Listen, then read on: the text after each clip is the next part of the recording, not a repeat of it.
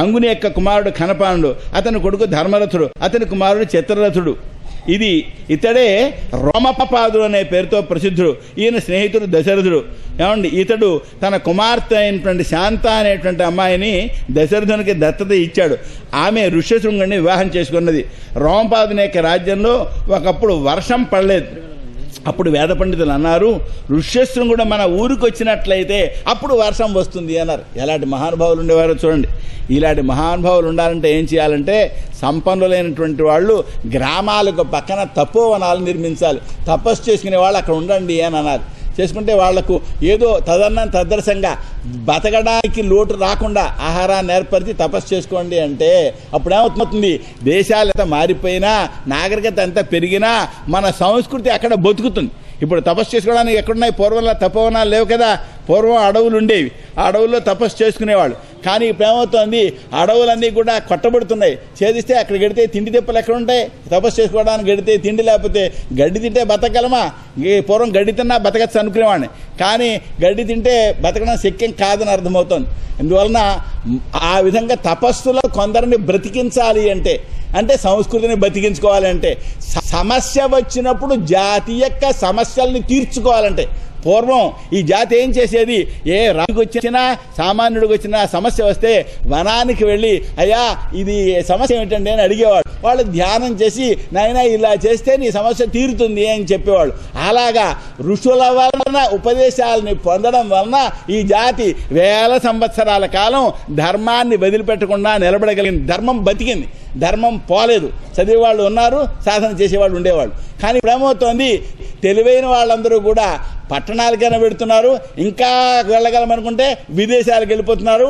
వాళ్ళు తమను తాము మరచిపోయే స్థితిలో ఉన్నారు. వాళ్ళు కొందరు ధర్మరక్షణ చేస్తున్నాం అనుకుంటున్నారు, కొందరు చేస్తున్నారు కూడా. అయితే కేవలం మనలాగా కేవలం పంచే తువ్వాలు కట్టుకుని చొక్క కట్టుకుంటే మాత్రమే సంస్కృతి కాదు, వేషం మాత్రమే కాదు. సంస్కృతికి ఇంకా చాలా లోతుంది. ఆ లోతు రక్షించుకోవాలంటే ఊరూరా చిన్న చిన్న తపోవనాల నిర్మాణం కావాలి. సాధన చేసుకునే వాళ్ళు అక్కడ బతకగలగాలి. బతికితే ఏమవుతుంది, సాధన విద్యా తపస్సుల వలన పవిత్రుడు అవుతాడు అని మనకి వాక్యం చెప్తోంది, ఉపనిషత్తు చెప్తోంది. కనుక ఆ విధంగా పవిత్రులైన వాళ్ళు కొందరు జీవించినట్లయితే సాధన వలన ఫలం కనబడుతుంది.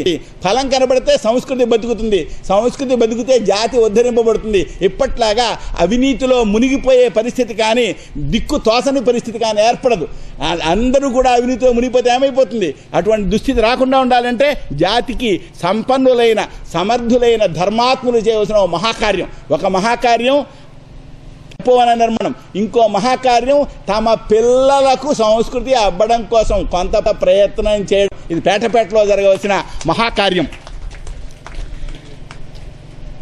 ఆ రోమపాదుని యొక్క రాజ్యంలో ఎప్పుడైతే వర్షం పడలేదో ఋష్యశృంగుడు వచ్చినట్లయితే ఇక్కడ వర్షం పడుతుంది అన్నారు. అప్పుడు ఋష్యశృంగుడు వచ్చాడు. ఋష్యశృంగుని చేసి పుత్రకామేష్టి చేశారు.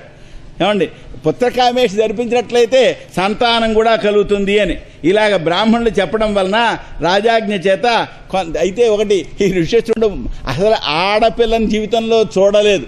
అటువంటి స్థితిలో వీళ్ళ ఆడపిల్లలే కనుక మరి అతనికి ఎవరైనా పిల్లనిస్తాము అని వెళ్ళినట్టయితే తండ్రి ఒప్పుకోవడానికి భయపడి నాట్యము సంగీతం మొదలైనటువంటి తెలిసినటువంటి వేశ్య పిల్లలు అక్కడికి వెళ్ళి ఋష్యశృంగుడిని ఆకర్షించి రోమపాద నగరాన్ని తీసుకువచ్చారు. ఆ ఋష్యశృంగుడు మామూలు స్త్రీకి పుట్టినవాడు కాదు, లేడికి పుట్టినటువంటి వాడు. అందుకే ఆయన కొమ్ములు కూడా ఉన్నాయి.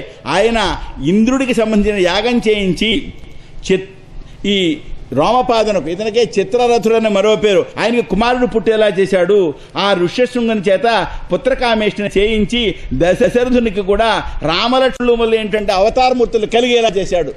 తపోవనాలు అన్నాను, ఇది ఉపయోగం.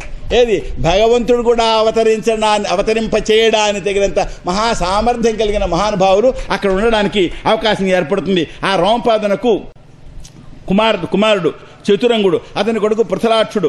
అతనికి 3 సంతానం ఉన్నారు. బృహద్రథుడు, బృహత్కర్మ, బృహద్భానువు అని చెప్పని. బృహద్రథునికి బృహన్మనుడు అనే కుమారుడు. ఆయన కొడుకు జయద్రథుడు, అతని కొడుకు విజయుడు, ఆయన కొడుకు ధృతి, అతని కుమారుడు ధృతవృత్తుడు, అతని కొడుకు సత్కర్మ, అతని కొడుకు అధిరథుడు. ఆయన ఒకసారి గంగా తీరంలో విహరిస్తుండగా కుంతి కన్యావస్థలో ఉన్నది. అప్పుడు ఆ కన్యావస్థలో ఉండేటువంటి కుంతికి సూర్య భగవానుడి యొక్క వరం వలన కొడుకు పుట్టాడు. ఆమె కన్యావస్థలో పిల్లవాడు పుట్టాడంటే తండ్రి దోషం లేకపోయినా జనానికి భయపడి ఆ పిల్లవాడిని కాస్త గంగలో వదిలివేసింది. అప్పుడు ఇతడు ఆ శిశువుగా ఆ పెట్టెలో ఉండేటువంటి ఆ శిశువును చూసి అతడు ఆ అధిరథుడు తన కుమారుడుగా చేసుకున్నాడు. అతడే కర్ణుడు. ఈ కర్ణుని యొక్క కుమారుడు వృషసేనుడు, ఆయన కుమారుడు. ఆ తర్వాత యయాతి యొక్క కుమారుడు ఏంటంటే ద్రుహ్యుని యొక్క వంశం చెప్తున్నాను. ద్రుహ్యుని యొక్క కుమారుడు బబ్బుడు, అతని కొడుకు సేతువు, అతని కుమారుడు ఆరబ్ధుడు, అతని కుమారుడు గాంధారుడు, అతని కొడుకు ధర్ముడు, అతని కొడుకు ధృతుడు, అతని కుమారుడు దుర్మనుడు, అతని కుమారుడు ప్రచేతుడు, అతనికి 100 మంది సంతానం కలిగారు. కానీ వాళ్ళందరూ కూడా మిలేచ్ఛాధిపతులయ్యారు. మిలేచ్ఛ దేశాలకు వెళ్ళి అక్కడ అధిపతులుగా అయిపోయారు. ఏమండి, తర్వాత యయాతి యొక్క కుమారుడు తుర్వసుడు. చాలా విచిత్రం అండి. ఇక్కడ ఈ మాట ఏం చెప్పారు, వాళ్ళు మిలేచ్ఛ దేశాలకు వెళ్ళి వాళ్ళు పాలకులయ్యారని చెప్పారు కదా. మేడం బ్లావిడ్స్కీ అని ఒక మహా ఉపాసకురాలు ఉంది. ఆవిడ సీక్రెట్ డాక్టర్ అని ఒక మహాగ్రంథం రాసింది. ఆమె ప్రపంచంలో ఉండేటువంటి సంస్కృతులన్నింటినీ కూడా సమన్వయం చేస్తూ దాంట్లో రాస్తుంది. ఆ గ్రంథం ఓ పాటి మనిషికి అర్థం కాదు, ఓ బాగా ఇంగ్లీష్ వచ్చిన వాళ్ళకి కూడా అర్థం కాదు. ఎందుకని ఆయా దేశాలకు సంబంధించిన మత సంప్రదాయాలు తెలిస్తేనే ఆ గ్రంథం అర్థం అవుతుంది. దాంట్లో ఆమె ప్రతిపాదన చేసింది ఏంటంటే, ఈ భారతదేశాన్ని నుంచి వెళ్ళినటువంటి వాళ్ళే యూదులు. ప్రపంచంలో యూదులు చాలా బలమైనటువంటి జాతి. ఆ బలమైనటువంటి యూదులున్నారే వాళ్ళు యాదవులు కలిసి ఏమండి అక్కడ విదేశాల్లో ఉండిపోయారు, వాళ్ళు అక్కడ వెళ్ళిపోయారు అని చెప్పి ఆవిడ చెప్పింది. ఆ విషయం మనకి భాగవతంలో కూడా ఉన్నది. ఏమంది, ఇక్కడ వాళ్ళు ఇక్కడి నుంచి వెళ్ళిపోయి ఆ దేశాలను పాలించి అక్కడ అధిపతులుగా ఉండిపోయారు. వాళ్ళు ఇప్పటికీ ప్రపంచంలో బలమైన జాతి. వాళ్ళ సంఖ్య తక్కువే, కానీ వాళ్ళంటే అగ్రదేశాలు కూడా భయపడుతుంటారు. శక్తివంతులైనటువంటి వాళ్ళు ఎవరంటే ఈ జాతి వాళ్ళు అని చెప్పి తెలుస్తోంది. ఏమంటే మ్లేచ్ఛాధిపతులు అయ్యారు అని. యయాతి యొక్క కుమారుడు తుర్వసుడు, అంటే యయాతి యొక్క కుమారుడు తుర్వసుడు, ఆయన యొక్క కుమారుడు వన్ని, అతని కొడుకు భర్గుడు, అతని కుమారుడు భానుమంతుడు, అతని కుమారుడు త్రిభానుడు, అతని కుమారుడు కరంధముడు, అతని కుమారుడు మరుత్తు. ఈ మరుత్తు నాడే ఈయనకి సంతానం కలగలేదు. ఆయన పూర్వవంశంలో పుట్టిన దుష్యంతుడిని తన కుమారుడిగా చేసుకున్నాడు. ఈ దుష్యంతుడు రాజ్యాన్ని పొందడం కోసం మళ్ళీ పూర్వవంశంలో చేరాడు. అంటే పూర్వవంశంలో ఉన్న వాళ్ళకి రాజ్యాధికారం ఉంటుంది అనేటువంటి భావంతో ఆయన యయాతి చెప్పించాడు కదా. యాదవ అదే అంటే పూర్వవంశం వాళ్ళకి మాత్రమే రాజ్యాధికారం ఉందని ఆయన చెప్పించాడు కనుక పూర్వవంశంలో చేరాడు. ఓ రాజా, ఆ యయాతి యొక్క పెద్ద కుమారుడు యదు, ఆయన యొక్క పవిత్రమైన వంశాన్ని వర్ణిస్తున్నాను. ఎందుకంటే ఆ వంశంలోనే కదా భగవానుడు పుట్టాడు. ఆయన యొక్క వంశాన్ని విన్నట్లయితే అన్ని పాపాలు పోతాయి. ఆ వంశంలో మానవ రూపంలో సాక్షాత్తు భగవంతుడైన శ్రీకృష్ణుడు అవతరించాడు. పరిపూర్ణ తమస్సాక్షాత్ కృష్ణస్తు భగవాన్ స్వయం. మామూలుగా మనకు వైకుంఠంలో ఉండే విష్ణుదేవుడు భూలోకంలో కృష్ణుడిగా అవతరించాడు అని ఉంటుంది. కానీ మరి బ్రహ్మ వైవర్తం మొదలైనటువంటి గ్రంథాల్లో అధిలోకాల కంటే పైన ఉండేటువంటి గోలోకంలో ఉండే కృష్ణుడు కూడా భూలోకంలోకి వచ్చాడు అని ఉంటుంది. అంటే గోలోకంలో ఉండేటువంటి కృష్ణుడు, వైకుంఠంలో ఉండేటువంటి విష్ణుమూర్తి, ఈ మొత్తం కలిసి పరిపూర్ణతత్వమైన పరబ్రహ్మ శ్రీకృష్ణుడిగా భూలోకంలో అవతరించాడు. అందుకోసమే గోలోకంలో ఉండేటువంటి గోవులు, గోలోకంలో ఉండేటువంటి గోపికలు, గోలోకంలో ఉండే బృందావనం, అక్కడ ఉండేటువంటి సుధాముడు మొదలైనటువంటి వాళ్ళందరూ కూడా శ్రీరాముడు, ఈ మొదలైన వాళ్ళందరూ కూడా భూలోకానికి వచ్చారు అని చెప్పి మనకు అక్కడ వర్ణన చేయడం జరుగుతుంది. ఇది గర్గ సంహితలో కూడా చాలా విస్తారంగా చెప్పడం జరిగింది. కనుక ఇది పవిత్రమైనటువంటి గాథ. యదువునకు 9 సంతానం కలిగారు. సహస్రజిత్తు, కురాష్ట, నలుడు, రిపువు అని. అందులో సహస్రజిత్తు యొక్క కుమారుడు శతజిత్తు, ఆయనకు 3 కుమారులు, మహాహైడు, వేణుహైడు, హైహైడు అని. హైహైనుకు ధర్ముడు, అతని కుమారుడు నేత్రుడు, అతని కుమారుడు కుంతి, అతని కుమారుడు సోహంజి, ఆయన కుమారుడు మహిష్మంతుడు, ఆయన కుమారుడు భద్రసేనకుడు, ఆయనకి 2 కుమారులు, దుర్మదుడు, ధనకుడు అని. ఆయన కుమారుడు 4, కృతవీర్యుడు, కృతాగ్ని, కృతవర్మ, కృతౌజుడు అని చెప్పని. కృతవీరుని యొక్క కుమారుడు నాడే అతని కుమారుడు సహస్రార్జునుడు, 7 ద్వీపాలకు అధిపతి. నేను ఇంతకుముందే మనవి చేశాను. మనకి అంటారు చరిత్రలో మొదటి వాక్యాలు, భారతదేశంలో ఈ సంస్కృతి చేత కానీ, నైసర్గికమైన కొండలు, నదులు మొదలైన వాటి చేత కానీ, రాజకీయంగా కానీ ఎప్పుడు ఇది ఒక దేశంగా లేనే లేదు. ఇది కేవలం బ్రిటిష్ వాళ్ళు పరిపాలన చేయడం చేత ఒక దేశమైంది. ఈ దౌర్భాగ్యపు వాక్యాలు ఎప్పటికి కూడా హిస్టరీ చదివేటువంటి వాళ్ళు చదువుతున్నారు. ఇది పూర్తి అబద్ధం. ఎందుకని ఈ దేశాన్ని వర్షాన్నే కాదు చుట్టుపక్కల ద్వీపాలతో సైతంగా పాలించిన వాళ్ళు మహానుభావులు ఉన్నారు. అందులో ఒకడు సహస్రార్జునుడు. ఆయన సప్తద్వీపాలకు కూడా అధిపతి అయినటువంటి మహానుభావుడు. ఆయన 1000 చేతులు కలవాడు. ఆయన మహాయోగి. ఆయన మహారాజు, మహాయోగి కూడా. ఆయన దత్తాత్రేయుడి వలన యోగశాస్త్రంలో పరిపూర్ణమైన పరినిష్ఠితుడై అలా ధ్యానంలో కూర్చుని సమాధిలో ఉండగా ఎక్కడెక్కడ ఏం జరుగుతోందో అంతా తెలిసేది. ఈ మాట మహాభారతంలో రాశారు. ఏమని రాశారు? యోగైనటువంటి వాడు సమాధి స్థితిలో హృదయంలో మనసును లగ్నం చేసి ఉండగా హృదయంలో సూర్యమండలం ఉందిట. సూర్యమండలం అంటే సూర్యాంశం ఉందన్నమాట. అక్కడ మనసును ధారణ చేసి ఉంటే సూర్యకిరణాలు ఎంత దూరం ప్రసరిస్తాయో అంత దూరం అతను హృదయంలో గోచరమవుతుంది. ఈ మహానుభావునికి ఆ విధంగా గోచరం కావడం వలన ఏం చేసేవాడు? ఎవరైనా అధర్మం చేయాలి అని బుద్ధి పుట్టే మరుక్షణంలో అక్కడ ప్రత్యక్షమై 1000 చేతులతో ఆయుధాలతో ప్రత్యక్షమై ఏం చేయాలనుకుంటున్నావురా అన్నప్పుడు కంగారు పడిపోయి ఆ తప్పు చేయడం మానేసేవారు. ఇలాగా ఆయన రాజ్యంలో తప్పు చేయాలి అనే భావం కూడా కలగకుండా చేసిన మహాయోగి ఆయన. ఆయన ఇంట్లోంచి కదలకుండానే అంత అద్భుతమైనటువంటి పరిపాలన చేసిన మహానుభావుడు సహస్రార్జునుడు, సప్త ద్వీపాలకు అధిపతి. ఆయన హరి యొక్క అంశ అయినటువంటి దత్తాత్రేయుడి వలన యోగసిద్ధిని పొందినవాడై అంత మహోన్నతుడయ్యాడు. ఇంకా ఎందరో మహారాజులు యజ్ఞాలు, దానాలు, తపస్సులు, యోగాలు మొదలైనటువంటి వాటి వలన కూడా ఆ పరమేశ్వరుని యొక్క స్థానాన్ని పొందలేరు. అటువంటి స్థానాన్ని ఈ సహస్రార్జునుడు, కార్తవీర్యార్జునుడు పొందాడు. ఆయన 55,000 సంవత్సరాలు 7 ద్వీపాలతో కూడినట్టు 55,000 సంవత్సరాలు 7 ద్వీపాలతో కూడుతుండే భూమిని శాసించిన వాడై ఆయన పరిపాలన చేశాడు. యుద్ధంలో ఈ సహస్రార్జునుని యొక్క కుమారులు ఉన్నారే వాళ్ళు ఆ కుమారులు 1000 మంది ఉన్నారు. కానీ దాంట్లో 5 మాత్రమే మిగిలారు. జయధ్వజుడు, సూరసేనుడు, వృషభుడు, మధువు, ఊర్జితుడు అని. జయధ్వజుని యొక్క కుమారుడు తారజంగుడు. ఆయనకి 100 మంది సంతానం కలిగారు. వాళ్ళందరూ కూడా యుద్ధంలో మరణించారు. వారి మధ్యలో వీతిహోత్రుడు పెద్దవాడు. మధు అనేటువంటి ఆయనకి వృష్ణి అనే ఆయన పెద్ద కుమారుడుగా 100 మంది సంతానం కలిగారు. ఆ వృష్ణి వంశం వాళ్ళ కలకనే వార్ష్ణేయ అని వార్ష్ణేయులు అని వీళ్ళని పిలుస్తూ ఉంటారు. ఏమండి, మధువునకు, వృష్ణికి, యదువుకి కూడా వంశకరత్వం సిద్ధించిందంటే వాళ్ళ పేర్లతో వంశనామాలు ఏర్పడ్డాయి. మధు వంశంలో పుట్టారు కనుక మాధవులని అంటారు. కృష్ణి వంశం వాళ్ళు కనుక వార్ష్ణేయులు అంటారు. యదు వంశం వాళ్ళు కనుక యాదవులు అని పిలుస్తుంటారు ఆ రాజవంశాల వాళ్ళని. ఏమండి, యదువు యొక్క కుమారుడు క్రోష్టు యొక్క కుమారుడు వృజినవంతుడు. అతనికి అహి, అతని కుమారుడు ఋషేకుడు, అతని కుమారుడు చిత్రరథుడు, అతని కుమారుడు శిశబిందు. అతడు మహాయోగి, మహాభోగాలు కలవాడు. అతని నుండి 14 మంది గజుడు, అశ్వుడు, రథుడు, అలాగా అతని దగ్గర 14 మహామణులు ఉన్నాయి. మహాశ్రేష్టమైన వస్తువులు. అవి ఏమిటంటే ఒక ఏనుగు, గుర్రం, రథం, ఒక ఉత్తమమైన స్త్రీ, ఉత్తమమైన బాణం, ఉత్తమమైన నిధి, ఉత్తమమైన పుష్పం, ఉత్తమమైన వస్త్రం, ఉత్తమమైన వృక్షం, గొప్ప శక్తి, గొప్ప పాశం, గొప్ప మణి, గొప్ప ఛత్రం, గొప్ప విమానం. ఇన్ని ఉండేవిట ఆ మహానుభావునికి. ఏమండి, ఆయన మహాయోగి. అతడు తన యొక్క 10,000 మంది భార్యలకు ఒకళ్ళకి లక్ష చప్పున సంతానాన్ని కలిగాడు. అతని సంతానాన్ని పొందాడు. అతనికి వారిలో పృథుస్రవుడు, పృథుకీర్తి, పృథుగీసుడు మొదలైనటువంటి వాళ్ళు 6 ముఖ్యం.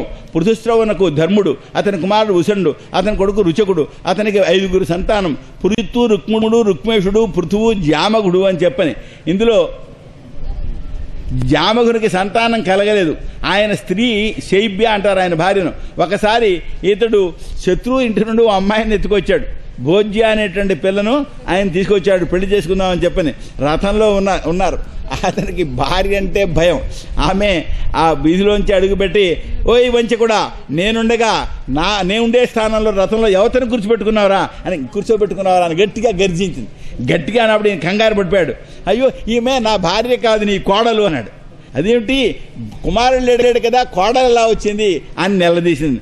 నిలదీస్తే ఆమంటుంది వందిరాల్ని నాకు సవతి కూడా లేదు, నాకు కుమారుడు లేకపోతే కోడలు ఎలా వస్తుంది అని అంటే ఆయన అన్నాడు, రాణి ఇప్పుడు ఇలాగే ఉండిపోతావా? నీ కుమారుడు కలుగుతాడు, నీ కుమారుడు కలిగాక ఈ పిల్ల నుంచి పెళ్లి చేద్దాము అన్నాడు. అందుకోసం తెచ్చానని అబద్ధం చెప్పాడు.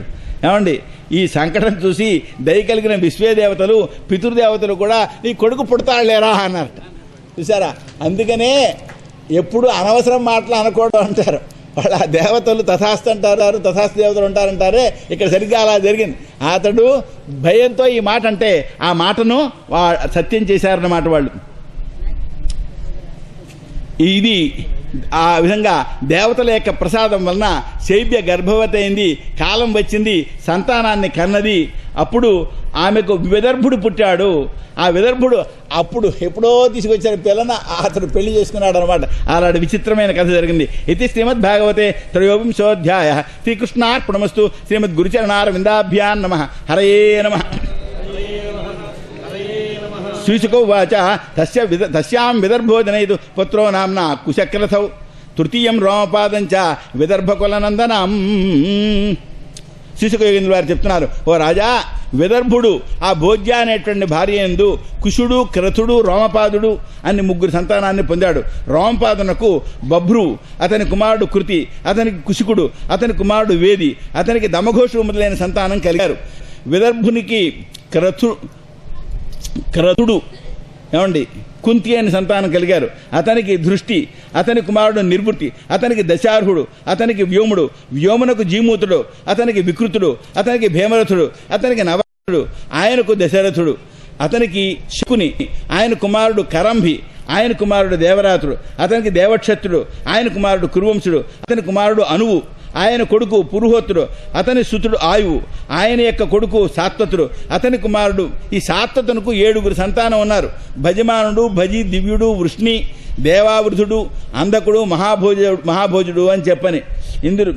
ఇందులో భజమానుడుకు 3 కొడుకులు, నిమ్లోచి, కింకిండు, దృష్టి అని. ఆయనకు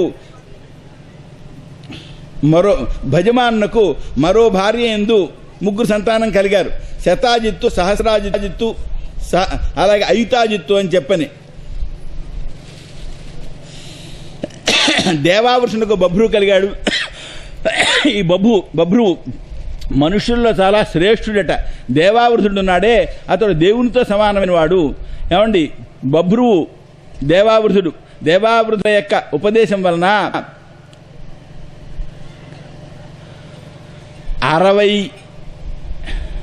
14,065 మంది పురుషులు మోక్షం పొందారటండి. అబ్బో, ఎంత మహానుభావులు వాళ్ళు చూడండి. బభ్రువు, దేవావృతుడు వీళ్ళిద్దరూ చేసిన ఉపదేశం వలన అంతమంది మోక్షాన్ని పొందారు. మహాభోజుడు చాలా ధర్మాత్ముడైన రాజు. అతని వంశంలో భోజుడు అనే పేరు కలిగినటువంటి రాజులు చాలా మంది బయలుదేరారు. సాత్వతుని యొక్క కుమారుడు వృష్ణి. ఈ వృష్ణికి 2 కుమారులు, సుమిత్రుడు, యుధాజిత్తును. యుధాజిత్తు యొక్క 2 కుమారులు సిని, అనమిత్రుడు అని చెప్పని. వారి మధ్యలో అనమిత్రునకు నిమ్నుడు, నిమ్నునకు 2 కుమారులు సత్రాజిత్తు, ప్రసేనుడు అని చెప్పని. అనమిత్రునకు మరో కుమారుడు ఉన్నాడు సిని. ఏమండి, సినికి సత్యకుడు, అతనికి యుయుధానుడు, ఇతన్నే సాత్యకే అంటారు. ఆయన కుమారుడు జయుడు, అతని కొడుకు కుణి, ఆయన కుమారుడు యుగంధరుడు. అనమిత్రునకు మరో కుమారుడు వృష్ణి. వృష్ణికి 2 కుమారులు శఫల్కుడు, చిత్రరథుడు. శఫల్కునకు గాంధిని యందు 13 సంతానం కలిగారు. వాళ్ళలో మొదటివాడు అక్రూరుడు. అక్రూరుడు మనకి తెలుసు కదా, మహాభక్తుడు. ఆ అలాగే ఆసంగుడు, సారమేయుడు, మృదురుడు, మృదువిత్తు, గిరి, ధర్మవృద్ధుడు, సుకర్ముడు, క్షేత్రోపేక్షుడు, అరిమదనుడు, శత్రుఘ్నుడు, గంధమాదుడు, ప్రతివాదుడు అని వాళ్ళ సంతానం. వాళ్ళ యొక్క సోదరి పేరు సుచీర అంటారు. అక్రూరునికి 2 కుమారులు దేవవంతుడు, ఉపదేవుడు అని. శఫల్కుని యొక్క సోదరుడు చిత్రరథుడు, ఆయన కుమారుడు పృథువు, విదూరథుడు మొదలైనటువంటి వాళ్ళు ఇంకా ఎందరో ఉన్నారు కుమారులు అతనికి. తర్వాత సాత్వతుని యొక్క కుమారుడు అంధకుడు, ఆయనకి 4 కొడుకులు కుకురుడు, భజమానుడు, శుచి, కంబల బహిషుడు అని చెప్పని. అందులో కుకురునకు వన్ని, ఆయన కుమారుడు విలోముడు, అతనికి కపోతరోముడు, ఆయన కుమారుడు అనువు, అతని కుమారుడు అంధకుడు, అతని కొడుకు దుందుభి, అతని కొడుకు అరిద్యోతుడు, ఆయన పుత్రుడు పునర్వసు, ఆయన సుతుడు ఆహుకుడు, ఆయన యొక్క కుమారుడు ఆయనకు ఆహుకుడు, ఆహుకి అనే 2 పిల్లలు పుట్టారు. ఆహుకునకు 2 కుమారులు, దేవకుడు, ఉగ్రసేనుడు. ఇదండి మన కథ దగ్గరికి వచ్చేసాం. ఏమండి, దేవకునికి 4 కుమారులు, దేవవంతుడు, ఉపదేవుడు, సుదేవుడు, దేవవర్ధనుడు అని. వారికి 7 చెల్లెళ్ళు ఉన్నారు. ధృతదేవ, శాంతిదేవ, ఉపదేవ, శ్రీదేవ, దేవరక్షిత, సహదేవ, దేవకి అని. ఏమండి, ఇందులో వీళ్ళందరినీ కూడా వసుదేవుడు వివాహం చేసుకున్నాడు. అంటే దేవకి కాకుండా ఇంకా వాళ్ళ అక్కయ్యలు కూడా ఈ వసుదేవుని భార్యలే అన్నమాట. ఉగ్రసేనునికి మరి 99 సంతానం. కంసుడు, సునాముడు, న్యగ్రోధుడు, కంకుడు, శంకువు, సుహు, రాష్ట్రపాలుడు, తుష్టి, వృష్టి అని చెప్పని. ఏమండి, ఆయనకు 5 అమ్మాయిలు ఉన్నారు. కంస, కంసవతి, కంక, సోరభు, రాష్ట్రపాలిక అని. వీళ్ళందరూ కూడా వసుదేవుని యొక్క సోదరులైనటువంటి దేవభాగుడు మొదలైన వాళ్లకు భార్యలయ్యారు. అందుకునే యొక్క కుమారుడు భజమానుడు, ఆయన కొడుకు విదూరథుడు, అతని కొడుకు సూర్యుడు, ఆయన కుమారుడు శని, అతనికి స్వయంభోజుడు, ఆయన కుమారుడు హృదీకుడు. హృదీకునకు 4 కుమారులు, దేవబాహువు, శతధనువు, కృతవర్మ, దేవమీఢునికి సూర్యుడు, సూర్యుని యొక్క కుమారుడు సూర్యునకు మారిషా అనే భార్య యందు 10 మంది సంతానం కలిగారు. వసుదేవుడు, దేవభాగుడు, దేవశ్రవుడు, ఆనకుడు, సృంజయుడు, శ్యామకుడు, కంకుడు, శమీకుడు, వత్సకుడు, వృకుడు అని. వసుదేవుని యొక్క జన్మయందు దేవతలు, ఆయన పుట్టిన సమయంలో దేవతలు ఆనకకాలు, దుందుబులు కూడా మోగించారు. అందువలన వసుదేవుడు ఎందుకని మోగించారు? సాక్షాత్తు హరి ఈయనకు పిల్లవాడుగా పుడతాడు కదా అనే సంతోషంతో ఆ విధంగా మోగించారు. అందుకనే ఈయనకు ఆనక దుందుభి అనే పేరు వచ్చింది. సూర్యునకు 5 కన్యలు, పృథ, శృతదేవ, శృతకీర్తి, శృతస్రవ, రాజాధిదేవి అని చెప్పని. సూర్యుడు సంతానం లేనటువంటి మిత్రుడు అనేటువంటి కుంతి అనేటువంటి, ఆయన పేరు కుంతి, ఆ కుంతి అనే మిత్రునకు తన కుమార్తె అయిన పృథను ఇచ్చాడు. ఆ పృథ ఒకప్పుడు తన ఇంటికి వచ్చినటువంటి దుర్వాసుని సంతోషపెట్టి ఆయన వలన ఒక అనుగ్రహాన్ని పొందింది. దేవతలను ఆహ్వానం చేసే విద్య ఆమెకు లభించింది. ఆ విద్యను పరీక్షించడం కోసం ఆమె సూర్యుడిని ఆహ్వానం చేసింది. వచ్చిన సూర్యుడిని చూసి అన్నది, ఓ దేవదేవా, ఈ విద్యను పరీక్షించడం కోసం అని చెప్పి నేను ఈ పని చేశాను, వెళ్ళిరా, నా అపరాధాన్ని క్షమించు అని. ఎప్పుడూ విద్యల్ని గురువుల్ని పరీక్ష చేయకూడదు, పెద్ద దోషం. పరీక్ష చేస్తే చాలా దోషం ఏర్పడుతుంది. బడే గోపాలని ఒక మహా మాంత్రికుడు ఉన్నారు, బాగా పూజ చేసేవారు. ఆయన వామాచారంలో పూజ చేసుకునేవారు. పూజ చేసుకుంటే అక్కడ ఈ పళ్ళు, మరి పూలు పళ్ళుతో పాటు మద్య మాంసాలు కూడా ఉండేవన్నమాట. అవి ఎవరో మహారాజుకి చెప్పారు. ఆయన సదన ఆయన చేసుకుంటున్నాడు, ఆయన వీళ్ళ దగ్గరికి రావటం లేదు కదా. కానీ ఆ విషయం మహారాజుకి నేరంగా చెప్పారు. రాజుగారు చూడడం కోసం వచ్చారు. చూడడం కోసం వస్తే ఏమైంది, ఆయన ఎలా వస్తాడు, వస్తే బాగుంటుంది కదా, అందుకోసం సన్యాసి వేషాన్ని వేసుకు వచ్చాడు. ఆయన వస్తే అక్కడ ఏం కనపడింది, మత్స్య మాంసాలు కనబడలేదు. కానీ ఏం కనపడింది, పాలు, మందార పూలు కనపడాయి. వెంటనే ఆయన కళ్ళు పోతే క్షమించండి అని కాళ్ళగా పడ్డాడు. ఎప్పుడు ఇలా విద్యను అలాగే గురువుల్ని పరీక్ష చేయొద్దు, ఆ లెంపలేసుకోమని అప్పుడు నీళ్ళు ఇస్తే ఆ నీళ్లు కళ్ళకి దుడుచుకుంటే అప్పుడు కళ్ళు మళ్ళీ వచ్చాయి. కానీ పరీక్ష చేయడం దోషం. ఇక్కడ కుంతీదేవి మంత్రాన్ని పరీక్ష చేసింది. పరీక్ష ఫలితంగా ఏమైంది, చాలా ఇబ్బంది పాలైంది. ఆయన అన్నాడు, నా యొక్క దర్శనం మానవులకు ఎప్పుడు వ్యర్థం కావడానికి వీల్లేదు, కాబట్టి నీకు సంతానం కలుగుతుంది. కానీ నువ్వు సంతానవతివి కావడం వలన నీ యొక్క ఈ కన్యాత్వానికి భంగం కలగదు అని చెప్పాడు ఆయన. ఆ విధంగా చెప్పి వెంటనే గర్భాన్ని ఇచ్చి ఆయన కాస్త వెళ్ళిపోయాడు. వెంటనే కుమారుడు కలిగాడు. లోక భయం వలన ఆ పిల్లవాడిని కాస్త ఆమె నదీ జలంలో వదిలిపెట్టవలసి వచ్చింది. అంతా కూడా మంత్ర పరీక్ష చేయడం వలన వచ్చిన సమస్య అన్నమాట. ఏమంటే ఆ సమస్య అంతేకాదు, మొత్తం భారతానికి అంతకీ ఇది సమస్య కూర్చుంది. ఎందుకు సమస్య అయింది, పెళ్లి కాకుండా పిల్లవాడు పుట్టాడు. పెళ్లి కాకుండా పిల్లవాడు పుడితే గర్భాధాన సంస్కారాలు జరగలేదు కనుక అతలో కొన్ని దోషాలు ఏర్పడ్డాయి. ఆ దోషాలతో కూడి ఉండడమే అతడు ఈ కౌరవుల పక్షా నుండి పాండవులతో పోరాడడానికి కారణం అని చెప్పని సాక్షాత్తు భీష్మాచార్యుడు పుట్టాడు. ఇతను కానీనుడిగా పుట్టాడే కనుక, కన్యాపుత్రుడిగా పుట్టాడు కనుక ఆ దోషం అతను వెన్నాడింది అని భీష్మాచార్యుడు స్వయంగా చెప్పినటువంటి మాట. అందువలన చూడండి, ఒక మంత్ర పరీక్ష వలన ఎలాంటి దోషాలకు కారణమైందో. తర్వాత సూర్యుడు వెళ్ళిపోయినాడు, పిల్లవాడు పుట్టాడు. లోకభయం చేత ఆ పిల్లవాడిని నదీ జలంలో ఓ తొట్టిలో పెట్టి వదిలేసింది. కాలాంతరంలో ఈ పృథని పాండు మహారాజు వివాహం చేసుకున్నాడు. కారుషుడు శృతదేవయందు ఋషుల చేత శపించబడినటువంటి సనందనాథు చేత శపించబడ్డాడు కదా, ఆ శపించబడిన శపించబడినటువంటి జయ విజయుల్లో ఒకడిని కుమారునిగా పొందాడు. అతనే దంతభక్తుడిగా పుట్టాడు. కేకయుడు దృష్టకేతువు కేకయ దేశానికి సంబంధించిన దృష్టకేతువు శృతకీర్తి యందు సంతర్దండు మొదలైన 5 సంతానాన్ని పొందాడు. జయసేనుడు రాజాధిదేవి యందు విందుడు అనువిందుడు అనే 2 పిల్లలను కన్నాడు. చేదిరాజు ధమఘోషుడు శృతస్రవస అని భార్య యందు శిశుపాలుడు అనేటువంటి కుమారుని కన్నాడు. ఇక వసుదేవుని యొక్క సోదరుల వంశం చెప్తున్నాను. దేవభాగునకు కంస అనే భార్య యందు చిత్రకేతువు బృహద్బలుడు పుట్టారు.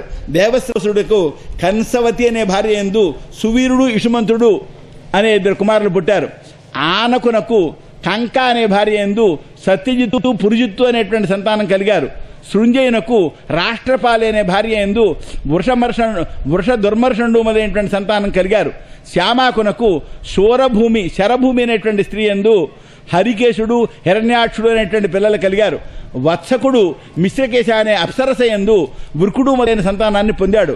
వృకుడు దుర్వాచ్య అనేటువంటి స్త్రీ యందు తక్షుడు పుష్కరశాలుడు మొదలైన సంతానాన్ని పొందాడు. శమీకుడు సుదామ అనే భార్య యందు సుమిత్రుడు అర్జునపాలుడు మొదలైన సంతానాన్ని పొందారు. కంకుడు కర్ణిక అనేటువంటి భార్య యందు ఋతధాముడు జయుడు అనేటువంటి సంతానాన్ని పొందాడు. వసుదేవునకు పౌరవి రోహిణి భద్ర మదిర రోచన ఇలా దేవకి అని 7 భార్యలు. వసుదేవునకు రోహిణి యందు బలరాముడు గదుడు సారణుడు దుర్మదుడు విపులుడు ధ్రువుడు కృతాదుడు మొదలైనటువంటి సంతానం కలిగారు. అలాగే అతనికే ఈ వసుదేవునికే పౌరవి అనే భార్య యందు సుభద్రుడు భద్రబాహు దుర్మదుడు భద్రుడు భూతాదుడు అనేటువంటి 12 మంది సంతానం కలిగారు. వసుదేవునకు మదిర అనేటువంటి భార్య యందు నందుడు ఉపనందుడు కృతకుడు సూర్యుడు మొదలైనటువంటి సంతానం కలిగారు. వసుదేవునకు భద్ర అనే భార్య యందు కేసి పుట్టాడు. అతనికి రోచన అనేటువంటి భార్య యందు హస్తుడు హేమాంగదుడు మొదలైన సంతానం కలిగారు. వసుదేవునకు ఇలా అనే భార్య యందు ఉర్వల్కుడు మొదలైన సంతానం కలిగారు. ధృతదేవ యందు విపృష్ఠుడు శాంతిదేవ యందు శ్రముడు ప్రతిశ్రుతుడు మొదలైన వాళ్ళు కలిగారు. ఉపదేవ అనే భార్య యందు కల్పుడు వరుషుడు మొదలైన సంతానం 10 మంది కలిగారు. శ్రీదేవ అనేటువంటి ఆమె యందు వసుడు హంసుడు సువంశుడు మొదలైన 6 సంతానం కలిగారు. దేవరక్షిత అనే భార్య యందు గదుడు మొదలైన 9 సంతానం కలిగారు. సహదేవ అనే భార్య యందు పురువిశ్రుతుడు మొదలైన 89 సంతానం కలిగారు. దేవకి యందు 89 కుమారులు పుట్టారు. వాళ్ళు కీర్తిమంతుడు సుషేణుడు భద్రసేనుడు రుజుడు సమర్థనుడు భద్రుడు సంకర్షణుడు అని 7. 8వ వాడు సాక్షాత్తు హరి. సుభద్ర అనేటువంటి ఒక కన్య కూడా కలిగింది. ఓ రాజా, ఆ సుభద్ర నీకు పితామహి. ఈ సంసారంలో ఎప్పుడెప్పుడు ధర్మం క్షయమవుతుందో పాపాలు వృద్ధిని పొందుతాయో అప్పుడు భగవంతుడు అవతారాన్ని ధరిస్తూ ఉంటాడు. ఓ రాజా, ఆ ఈశ్వరునకు తన మాయందు వినోదించడం తప్ప జన్మ కర్మ ఇలాంటి వాటికి హేతువులంటూ ఏం లేవు. కాబట్టి ఆ మాయ యొక్క చేష్టే ఏమండి, ఆ మాయ వలననే ఈ జీవనకు ఉత్పత్తి స్థితి నాశం కలిగిస్తూ ఉంటాయి ఈ ప్రాణికి. ఆయన అనుగ్రహం వలననే సంసారా నుండి నివృత్తి కలుగుతుంది, మోక్షం కలుగుతుంది. ఆ భగవంతుని యొక్క అవతారం ఎందుకోసం ఏర్పడుతుందంటే దుర్జనులు భూమిని ఆక్రమిస్తుంటే భూమికి భారం ఏర్పడినప్పుడు ఆ భారాన్ని హరించడం కోసం ఆయన అవతరిస్తూ ఉంటాడు. ఆ భగవంతుడైన మధుసూదనుడు సంకర్షణతో సైతంగా ఎన్నెన్నో లెక్క పెట్టలేని కర్మలను ఆచరించాడు.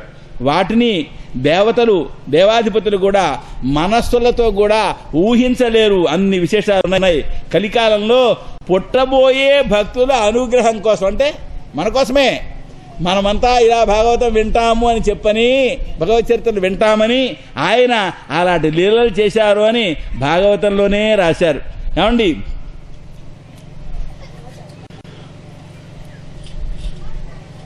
దుఃఖము శోకము తమస్సు వీటిని తొలగించేటువంటి పవిత్రమైనటువంటి తన కీర్తిని ఆయన మన కోసం విస్తరించాడండి. వినేటువంటి వాళ్లకు అమృతం వలె రుచిగా ఉంటాయనే యొక్క గొప్పమైనటువంటి పరాక్రమాలు. ఆ భగవంతుని యొక్క యశస్సు అదొక తీర్థం, దాంట్లో మునగాలి. మనం తీర్థయాత్రలు గడతాం, ఎక్కడికో తీర్థయాత్రలకు వెళ్ళక్కర్లా. ఈ భాగవతం చదువుకుంటే అదే తీర్థ స్నానం చేసినట్టే, గంగా యమున సరస్వతి అన్ని నదుల్లో మునిగినట్టే అర్థం. ఇది తీర్థం, అతి పవిత్రం. దీన్ని ఏం చేయాలి? కర్ణాంజలి, చెవులు అనే దోషులతో తాగేసేయాలి. ఆప్యాయంగా తాగాలి. ఆ విధంగా ఆప్యాయంగా భక్తిభావంతో తాగినట్లయితే ఏమవుతాయి, కలికి సంబంధించినటువంటి మాలిన్యాలని దూరంగా పోతాయి. అవి ఏమి మనని బాధించలేవు. కర్మ వాసనలన్నీ కూడా తొలగిపోతాయి. ఏమండి, భోజులు, వృష్ణులు, అంధకులు మొదలైనటువంటి వాళ్ళు, కురు వంశం వాళ్ళు, శృంజయ వంశం వాళ్ళు, పాండు వంశం వాళ్ళు, వీళ్ళందరూ కూడా ఆయన చరిత్రను గానం చేసేవారు.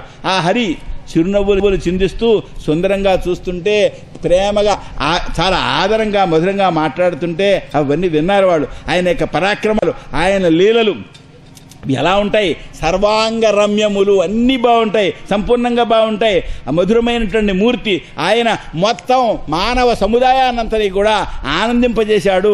ఆయన విలాసంగా చిరునవ్వు నవ్వుతూ ఆ చెవులకు మకరాకారం కలిగినటువంటి కుండలాలని ధరించిన వాడి ఏమంటే ఎప్పుడు ప్రసన్నంగా ఉంటూ ముఖ సౌందర్యాన్ని చూస్తుంటే, ముఖ సౌందర్యాన్ని ప్రదర్శిస్తుంటే తమ చూపులతో తాగేస్తూ చూసేవాళ్ళు. వాళ్ళకి తృప్తి ఉండేది కాదు. ఎంతసేపు చూసినా ఇంకా చూడాలి, ఇంకా చూడాలి అని అనిపించేది. ఇది శ్రీకృష్ణ యొక్క సంక్షిప్త చరిత్ర అన్నమాట. వినండి. పృథ్వ్యాసవైగి గుర్భరం క్షపయన్నో కురుణాం అంతఃసముత్థకలినా యుధి భూపచంవః దృష్ట్యా విధూయ విజయే జయముద్విఘోష్య ప్రోచ్యోద్ధవాయ చ పరం సమగాతు స్వధామా. ఆయన జాతో గతః పితృగృహాత్ వ్రజమేధితార్థే హత్వా రిపున్ సుతశతాని కృతోరుదారః ఉత్పాద్యతేషు పురుషః క్రతుభిః సమీజే ఆత్మానమాత్మనిగమం ప్రథయంజనేషు. భూమిలో ఆవిర్భవించాడు స్వామి. పుట్టడంతోనే తండ్రి గారి ఇంటి దగ్గర నుంచి గోకులానికి వెళ్ళిపోయాడు. అక్కడ నందవ్రజంలో ఉండేటువంటి వాళ్లకు అన్ని కోరికలు తీరాయి ఆయన మూలంగా. ఆయన శత్రువులను నాశనం చేశాడు. తర్వాత వివాహం చేసుకున్నాడు. ఎంతో మంది సంతానాన్ని పొందాడు. ఆయన ఈ లోకంలో ఏ ధర్మాలని పాటించాలో అన్నీ పాటించాడు. వేదంలో ఎన్ని ధర్మాలు గృహస్థు పాటించాలన్నదో అవన్నీ కూడా పాటించడం జరిగింది. అంతేకాదు తత్వజ్ఞాన మహానుభావుడు ఎన్ని చేశాడండి. అసలు అలా ఎవరైనా చేయగలరా? వేదంలో ఉండే యజ్ఞాలని చేశాడు. తనని తానే అర్చించుకున్నాడు యజ్ఞాల ద్వారా. కౌరవులకు పాండవులకు మధ్యలో కలహం ఏర్పడితే దాని ద్వారా భూమిపై ఉండే భారాన్నంతనే హరించాడు. కేవలం తన యొక్క చూపు ప్రసరించడం మాత్రం చేతనే ఆ సైన్యాన్నంతని కూడా ఉపసంహరించిన వాడి అర్జునుడికి విజయం వచ్చింది అని ప్రకటించాడు. అది విచిత్రం. తన చూపు పడ్డం వల్లనే వాళ్ళు మరణించారు. ఆయన చెప్పమంటాడు, రెండు సేనల మధ్యలో పెట్టి ఎవరెవరో కాస్త చెప్పు స్వామి, రథాన్ని మధ్యలో నిలిపే అంటాడు. ఈయన అదుగో భీష్ముడు, అదుగో ద్రోణుడు ఇలా వేలుతో చూపిస్తున్నట్ట. ఈ వేలుతో చూపించడంతోనే వాళ్ళ ఆయుధాయంగా లాగేశాట. లాగేసి అర్జునుడిని ముందుకు పంపించాడు. అర్జునుడు వెళ్ళే వాళ్ళు పడిపోయారు. పడిపోతే ఆహా అర్జునుడికి విజయం వచ్చింది అని పెద్ద ఉద్ఘోష చేశాట. ఏమండి, ఆ విధంగా ప్రకటించి తత్వజ్ఞానాన్ని ఉపదేశం చేసి తన లోకానికి వెళ్ళాడు అని చెప్పన్నారు. మహాజనులారా, ప్రపంచం పుట్టిన తరువాత ఏ దేశంలోనైనా ఇంతవరకు ఈ పైనైనా కృష్ణావతారం వంటి అవతారం లేదు. అన్ని శుభలక్షణాలు కలిగిన ఒక మనిషి అసలు కనబడడు. ఎందుకని? ఆయన ఒక గాయకుడు, ఆయన ఒక నటుడు, ఆయన మహావీరుడు. ఎంత మహావీరుడు? అంత మహావీరుడు మరొకడు లేడు అన్నంత మహావీరుడు. ఆయన జగద్గురు. ఎంత జగద్గురు? వేదాలకు శాస్త్రాలకు అన్నిటికీ సమన్వయం చేస్తూ అద్భుతమైన ఉపదేశం దాదాపు 40 నిమిషాల్లో యుద్ధ మధ్యంలో కాగితం కలలేదు ఉపదేశం చేశాడు. అది ఇప్పటికే ఉపదేశమే అవుతుంది. ఏమండి, ఆయన మహా తపస్వి. పరమేశ్వరుని గురించి తపస్సు చేసి ఎంతో మంది సంతానానికి అన్నాడు. ఆయన మహాగృహస్థు. ఎంత గృహస్థు? అలాంటి గృహస్థు మరొకడు ఉండనే ఉన్నాడు. 16,108 ఇళ్ళు కట్టుకుని అన్ని ఇళ్లలో ధర్మాన్ని ఆచరిస్తూ అంతమందికి సంతానాన్ని కలిగించాడు. అందరినీ ఆనందింపజేశాడు. ఆయన ఏ గుణంలోనైనా సరే అంత గొప్పవాడు లేడు అన్నంత మహాగుణాలు కలవాడు. ఆయన మహావిద్యావంతుడు. 64 కళలను అధ్యయనం చేశాడు. దేంటి ఇన్ని పనులు ఎవరు చేయగలడు? ఓ గొప్ప రాజకీయవేత్త. ఆయన తాను పదవిని కోరకుండా 13 ద్వీపాలతో కూడినటువంటి భారతవర్షానికి ధర్మరాజు అనేటువంటి మహాపాలకుడిని అందించి యుధిష్ఠిర శకాన్ని ప్రవర్తింపజేశాడు.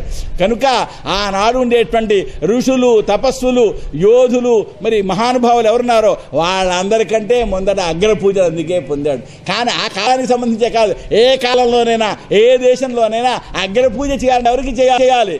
పరిపూర్ణతమ సాక్షాత్ కృష్ణస్తు భగవాన్ స్వయం. ఆ పరిపూర్ణతముడు ఏంటంటే శ్రీకృష్ణుడే దానికి అర్హుడు అని మనవి చేస్తూ ఇది శ్రీమద్భాగవతే చతుర్వింశోధ్యాయ శ్రీకృష్ణార్పణమస్తు. శ్రీమద్గురుచరణారవిందాభ్యాం నమః.